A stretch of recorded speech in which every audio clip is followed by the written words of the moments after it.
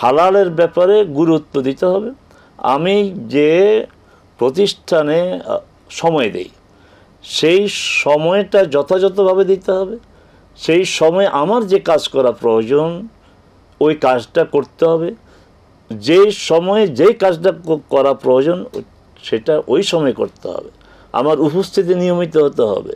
আমি আসবো দেরি করে যাব আগে, তাহলে এই যে দেরি করে আধা ঘন্টা দেরি করে আসলাম, এই আধা ঘন্টার যে আপনার বিনিময় যে টাকাটা আমি নেব বেতন, এটা কি বৈধ হবে? মোটেই বৈধ হবে না।